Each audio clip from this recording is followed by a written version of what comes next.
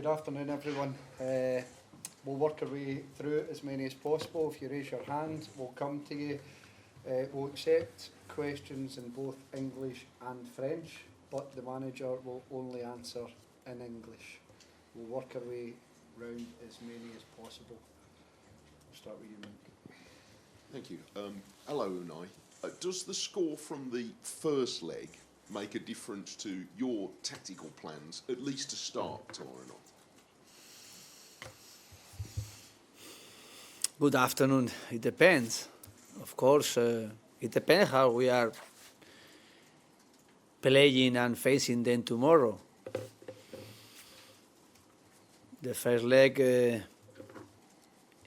made one difference. In our expectation as well was to accept everything what happened. Always, if we were with real possibilities to play one match, being our expectation close to get good result for the second leg. Of course, 2-1, 3-1 is changing something. A lot, not. Why? Because we have to win with 2-1, and we have to win with 3-1. Now, we have to win with one more goal in our expectation. The atmosphere is going to be fantastic, you know. But players at this level, and at your level and PSG's level, play in front of big, loud crowds every week. So is the home advantage, is it still a big factor now at this stage of the competition?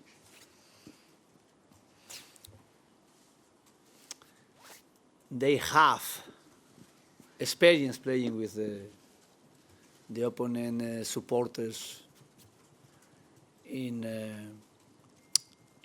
away matches they are playing in French and in Europe, and we have as well. But if we are connecting with our supporters, if we are transmitting energy, positive energy, if we are playing more or less, getting tactically and individually good things on the field, the supporters, they are going to add us their energy, they are going to help us a lot, and they are going to transmit us the energy. And always for our players playing at home with the energy they can receive from the supporters is something adding positively. More for us than PSG players, because they have experiences and they can as well manage in different moments as well, trying to focus the match and not really involving how the supporters they are pushing them. But for us it's important, for our players, for our energy, for our wishes, for our capacity to show our supporters as well, our individual and collectively performance. This is the really important, how much they can transmit the supporters helping us. Thank you. Good afternoon, Unai. Just wonder, how do you balance going for those goals, as you mentioned, to win the game, as well as defensively, though, keeping PSG at bay, especially with the attacking players they showed in the first leg? We competed there like we planned. And the result we achieved was not really the best result, but we were in good balance at the end of the match for the second leg now. And now the objective is to win. Is enough to win? Of course, with one goal is not enough. But if we are winning, we can be close. And our objective is to try to play with one strong plan in our tactical way tomorrow, and then try to be consistent. try to be consistent, and try to understand how is going the match in 90 minutes. And of course, when we were winning in Bruges, we were as well, with the advantage we had, we were ready to play extra time and penalty shoot. Now, again, our plan is as well, if we are getting extra time, fantastic, and if we are getting penalty shoot, could be maybe fantastic as well. I just wanted to ask you about Ollie as well, after a fantastic goal on the weekend. You mentioned a few weeks ago he was looking after a little knee injury as well. I just wonder, is that now healed, and how is he feeling ahead of tomorrow, and how important could he be? He showed us he was feeling fantastic in Southampton and scoring goal, and he played 30 minutes really performing very well. And this is the duty we have with the players. Try to be focused 100% and try to be using their skills and qualities, helping the team 90 minutes, 60 minutes, 45 minutes, 30 minutes, or even 5 minutes. And this is the mentality we will need tomorrow to play the match. Everybody ready and everybody trying to get the best. Thank you. Unai, you said a couple of weeks ago that sometimes you don't pick or decide on the final team until a few hours before the game. I just wondered, have you a clear idea of the team you're going to select tomorrow yet, or are you still deciding? We are going to train this afternoon, and it's very important how they are, because my first objective is to try to identify how they are, the players. We played on Saturday, and we trained yesterday morning, but today we are going to train in the afternoon and or in the evening, and we have to test every players. Of course, I have my idea in my mind, but I don't have my idea in my mind for the starting 11. I have my idea, a plan overall, 90 minutes or extra time or penalty shoot with the match tomorrow. And when we are preparing each game, we are preparing with every players. Every player, they have to know tomorrow their task on the field. And they have to understand as well how we have to manage emotionally as well the match. Tactically, emotionally, the starting 11, the player in the bench, everybody ready in case they are on the field to do their task. And our plan we have going to set for tomorrow. Unai, how much more difficult is it because PSG had a clear weekend going into this game? Do you have an issue with that? How much difficult does that make it? We have the habit to play a lot of matches in a row and in 3 matches per week, and as well they have these habits and they are ready to play.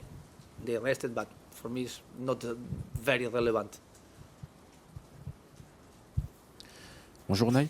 Demain, quels ingrédients votre équipe devra mettre en place pour renverser la situation?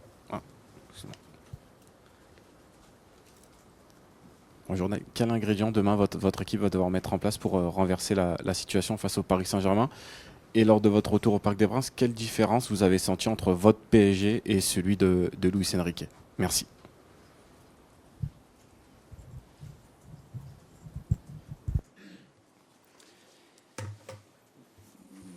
We have to set our game plan as better as possible, and we have to try to understand how we have to understand as well their idea, how we can get individual duels on the field. And then is the player, they are protagonists, completely the protagonists to do their best work and to get their best performances. After the first leg was playing away, was the first leg. Of course, the result is for them. Of course, they showed their favorite way they have for this competition, and as well playing against us. But we showed as well our capacity to compete, getting close to be as well with. Adding with our possibilities to beat them. And tomorrow, tactically, we are going to try to get our best, with our experiences as well, our best our best individual and collective tactical idea to face them. And we have to believe showing as well our wishes to get it, and respecting them like we respect them, and respecting them in the same way we did there. But of course, trying to use now Villa Park like our home and like our fortress. We are a lot of time feeling it, and to share with our supporter the really motivated match to play tomorrow. Unai, given the high stakes tomorrow, would you regard this as the greatest comeback that you've ever pulled off if you do go through? And do you have anything in your previous experience where you've overcome a big first leg lead? Es que si tienes algún recuerdo, alguna experiencia previa de que hayas levantado una situación como esta, quizá el Betis o el Sevilla, no sé. I have experiences coming back result positively and negatively in two ways. But now is something different. We want to write here the history with Aston Villa. Last year and in Conference League, and this year in Champions League, and hopefully for a long time in Europe. Because my experiences before was different. Sometimes losing away and winning at home, sometimes losing at home and winning away, in different ways. And as well, sometimes winning, more winning than losing, but I have as well some negative experiences.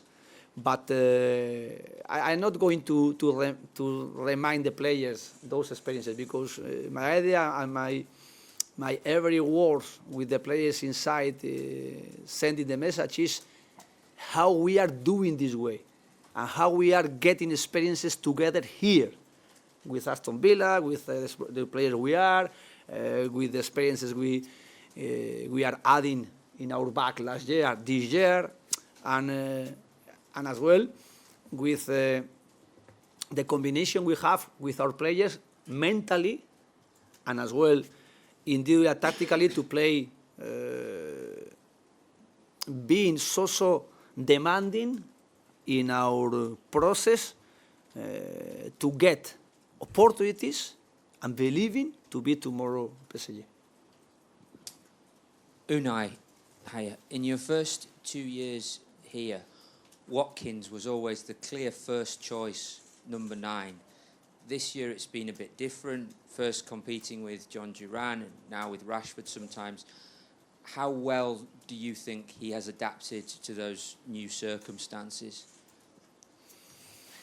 We are increasing the level. And increasing the level is, firstly, is because we are playing more matches than 2 years when we arrived here. We are playing now 55, 57 matches last year and this year. And as well, they are adding a lot of players. They are going with the national team. When I arrived here, they were going less than now. One of them is Watkins. And of course, when you are playing the highest level, usually is because you are competing with good teammates in the squad. And this is the process we have. And the player, they have to understand when we are increasing our level is being more competitive way for them as well. And we have to use 2 players competing in the highest level to get our objective. And this is the process we are increasing in 2 years. And the experience we are adding collectively and individually is being positive. And for example, it's very, very important how this year, for example, starting the season playing Oli Watkins was not completely fit. We needed John Duran, and he helped us to get a lot of points in that moment, West Ham, Leicester. And then sometimes as well was John Duran playing in the starting 11, and he was being sussed, and he was helping us 30 minutes. And now with Rashford, more or less, is something similar. We can identify the same way, but we need both players. And the next step, if I can have time to get is to play together. They did, playing Rashford left side, but now we are choosing more both players playing as a striker, but we can't play as well with two strikers like then. But it's the next step I want to do. I want to try to practice, to test, but it's not. We are not now with the enough time to do it. Last question, please. Yes, hello. In both League One and Champions League, set pieces are usually identified as a weak point for Paris Saint-Germain. Do you see it as well as a weak point for Paris Saint-Germain, set pieces? But they are being successful or not? Not so much defensively. I mean, I meant defensively, of course. Maybe we are speaking about it tomorrow. They are going to perform fantastic. We have to play and to compete in everything, and they are being successful defensively in set pieces. How? Because they are not conceding a lot of corners, a lot of fault. they are avoiding the opponent capacity to threat them through set pieces because they are not conceding a lot. And this is the first defense. They are doing fantastic, really fantastic. Thanks, everybody. Thank you so much. Cheers, thank you.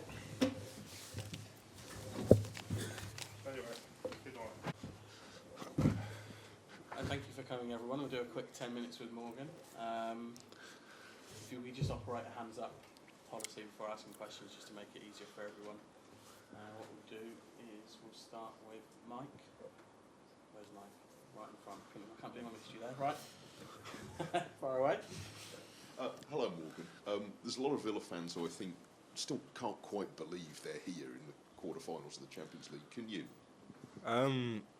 Yes and no. Obviously, it's been a surreal upcoming for the club, and we've kind of accelerated where we wanted to get to, probably quicker than anyone anticipated. But at the same time, we know we're good enough. We believe in our group, we believe in the manager and the coaching staff, and we're here for a reason. We deserve to be here. We've taken on any battle and opportunity that we've had in front of us this season, especially in this competition, and we've won the games that we needed to be where we are. So, yeah, you can maybe look and think, yeah, our name and club probably don't deserve to be here, but that's not how we look at it at all. We look at the players and the group we've got, and we think, yeah, we fully deserve to be here, and we're fully competing, and we want to keep going and keep pushing. It's exciting. You've got a lot of work to do, obviously, and focus on all the professional things you do. Can you allow yourself a moment to go, to share that excitement, to say, wow, look at this? Probably not at this moment in time. No, I think we've got a job at hand. We've got a task to do. So maybe look back at it, or it's for other people to do from the outside. But within, we're just focused on the games and playing them for what they are and competing and trying to win the games. Ultimately, I think if you get too ahead of yourself or you try and think about the occasion and stuff, that's probably where your best performances don't come out. So no, we're fully focused, and we know we've got a job at hand, so it's not nothing to worry about at this moment in time. Bonjour Morgan, en français s'il te plaît. French? No French? No French. Okay. In this Villa team, there's a few French players like Lucas Digne, Bouba Kamara, and Axel Disasi. Did you speak with them about this PSG team? And what did they tell you about that? Because they played against PSG, or Lucas Digne even played for PSG. So did they tell you anything about this team? I don't think they need to tell me how good they were. I think I could see that for myself in the rounds before, how good they were, and when analysing them. But in terms of the atmosphere and stuff, yeah, they've obviously had experience beforehand, and they all tried to help us and give us kind of how it was going to be and how it was going to play out. And yeah, it lived up to that. But it's an exciting time to play in a new stadium, to play at one of the biggest teams in the world. But yeah, having people that have probably experienced it before definitely helps, not just them three, but also other people that have played in the competition before at later stages. It helps having that experience and just that know-how of how to get things done and how to play a game away from home in a difficult environment. So not just them three, but I think having players who have experienced it before definitely helps, yeah. Afternoon, Morgan. Okay. I remember chatting to you after your debut and your goal for England under 21s last year, and then you said you wanted to score your first goal for Villa off the back of that. Amazing 12 months for you now, an England international, hat-trick in the Champions League. Was there a particular moment you feel that was key in your development in the last 12 months where you feel like it really clicked? Not a particular moment. I'd say the end of last season, getting them games under my belt by force with injuries and whatnot that happened, and that having to accelerate and to learn on the job about what the manager wants, what the team wants, and what type of player I'm going to be in this league and at the club. And yeah, I think that really helped me. I might not have been ready at all times in different environments and different games that I can think of at the top of my head that I struggled in, but being able to have that experience of them, whatever 15 games it was last season, definitely helped me for this season to just kick on and know what to expect and to know what I needed to improve on and learn from and kind of take forward. So I'd say that key moment of having to learn on the job and kind of in the midst of it while competing to try and get top 4 last season, I think that was probably the best thing that happened to me, and just having to sort it out and figure it out for myself. And you talked about you and the team feeling like you deserve to be at this level. Can you just talk to us about how much belief there is that you can overturn this deficit, and what's the message been like in that changing room? Yeah, there's massive belief. Most people wrote us off before the tie. The first leg, I think we gave a pretty good account of ourselves. Of course, there's details and areas that we want to improve on and learn from for the second leg, but ultimately we know what they're like now. We've played them. We're kind of more comfortable in that sense of already playing them, and listen, we know there's a task at hand. We know what we need to do, but we're excited. Under the lights at home, playing in this competition in the quarter-final, there's not many places better to be, and if anyone's going to turn it around, it's going to be us, and it's down to us. And I think we're excited for that challenge. We're looking forward to it. We know it's going to be difficult, but we're not saying we're going to do it by any stretch of the imagination, but we're definitely going to give it a go and go out to win 100%. Hi Morgan. The atmosphere for the home games previously in the Champions League has been incredible. How important will the fans be? Yeah, massive. Two-legged ties, that's the whole purpose of it. You get your advantage at home, and especially in the position we're in, the second leg being at home, I think that's massive for us. I think we can create a real atmosphere. We've done it this season in the big games, not just Champions League, but in the big league games as well. They're a massive push and a massive boost for us, and we're going to need them again tomorrow night. It's going to be no different, and yeah, that energy, that feeling, that vibe sometimes is bigger than the actual game, in the sense of that's what drives you on. You can forget about all the tactics, all the intricate stuff that we're going to work on. Sometimes it's just about that sheer energy and heart and determination within the stadium that we connect with the fans connect with us, and sometimes that can just be enough to pull you through tough moments and to get you to where you need to go. So yeah, it's going to be massive. We need every bit of support, and yeah, we'll feed off that 100%.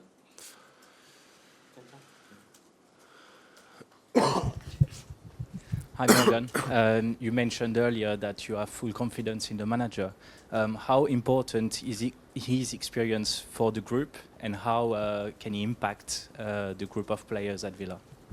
Yeah, massive. As I said, similar with the players playing the competition, also having a manager that's competed at this level, and I'm sure it's been difficult where he's probably been on the other side in terms of winning as well as losing, so he knows both dressing rooms and the vibe, and he knows what needs to be done. So having that kind of at the top of us in terms of helping us and trying to get us through this tie is massive, and he's one of the main reasons we're here in this scenario in the first place, just how he is, how he works, how he operates. So it's going to be no different for this game in terms of how we're going to set up, how we're going to work, how we're going to play it and try and overcome it. So yeah, it's massive having someone that's been through it all and can help, especially younger players, but also even the experienced ones, just to try and get us through it and to try and win us the game.